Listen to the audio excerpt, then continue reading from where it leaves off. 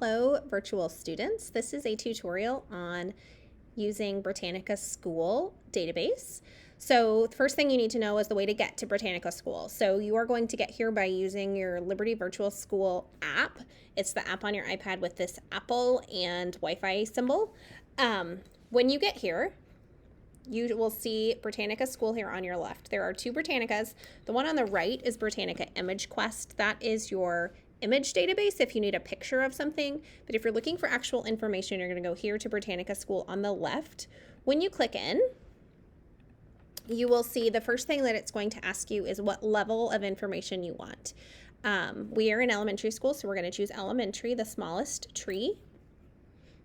Once you get inside, this is the home page of Britannica. So I want to point out a few things before we get started. At the top, there is a search bar. If you know the topic you are interested in, you can type that into the search bar. This is not like Google. You are not going to type in an entire question that you're looking for. You're just going to choose those keywords that are the most important part. For example, if you want to know what a lion eats, you're just going to search lions and then read the article to find out what they eat.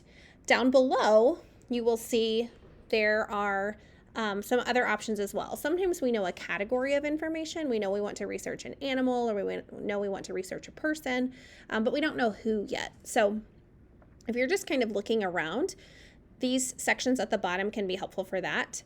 They're already kind of broken up into things about the world, things about people, biographies, things about the animal kingdom. So I'm just going to click into articles. There's kind of some generic stuff here that's really interesting. So you can see there are more categories here. Maybe I want to get into sports. And then you'll see I'm starting to get some articles that are showing up on the right. These are just kind of the little blurbs to tell you about the article. So to actually read about baseball, I would click into the blue letters, and that's going to open up the article about baseball. Now, this is what an article screen looks like in Britannica. So if you're ever in a search and you don't make it this far, just know you need to keep clicking. So here is the title of the article, baseball. On the left-hand side, you will see there are some pictures that are related. In this instance, there's also a diagram that pops up so that you can see the field. And if you scroll around, you may see like there's baseball players. Sometimes there are also videos hidden in this section. But then in the article itself, there are a couple features that I want to mention to you. So number one, this article is broken up into different sections or categories. Each section down below is its own gray bar. So they've started with an introduction, but if I really want to know about the equipment of baseball, I'm going to click this section and you'll see it just expands. And then this is the text that's going to tell you that information. Every section on Britannica has a little play button right here. And if you click that, it will read it aloud to you. A baseball field is divided into an infield and an outfield. The voice is a little bit computerized, but it's gotten a lot better over the years. And it does help if you need that feature. So every section can read aloud to you. The other thing that I think is cool about Britannica is that if there is ever a word that you don't know, maybe you don't know this word outfield, if you just double click on it, it's going to pop up a dictionary screen for you that's telling you what that word means. It can pronounce it for you, and that's just kind of helpful too. So that's how you use this section. You may have to use these arrows to scroll down if there's more information, and then when you're ready, you can go on to the next chunk. Over on the right-hand side, I do want to point out that there's this little check mark, and that's a citation tool. So whenever we get facts from anywhere, things that we didn't know ourselves, we need to cite our sources and give credit to the people who did go and find those facts. So here, all you have to do is click this check mark, and it's going to make the citation for you. It's these bottom two lines.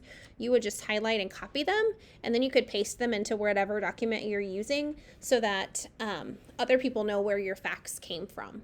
Besides giving credit to Britannica, it's also showing that you are a credible researcher and that you didn't just make these facts up. So it's really important to cite our sources.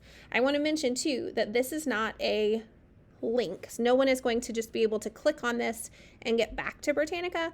Instead, it is just meant to show them that your facts did come from somewhere else and that you're giving credit to that source. So the other thing about Britannica that's kind of cool is maybe you're into this and you feel like this information is too basic, you need more information.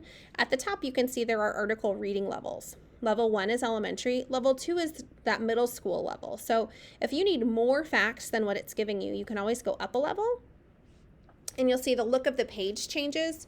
But you can already tell there's a lot more information here. There's more history. It goes into way more words. So that could be overwhelming to some people. But if you're really doing a ton of research and you need more, it's a nice option that Britannica offers. So I hope that that's helpful to you. If you get to this page and you ever want to go back, you can always just click on that Britannica logo, and it just takes you back to the very beginning, and you would just start your search all over again. Hope that is helpful, and I hope you have a great day.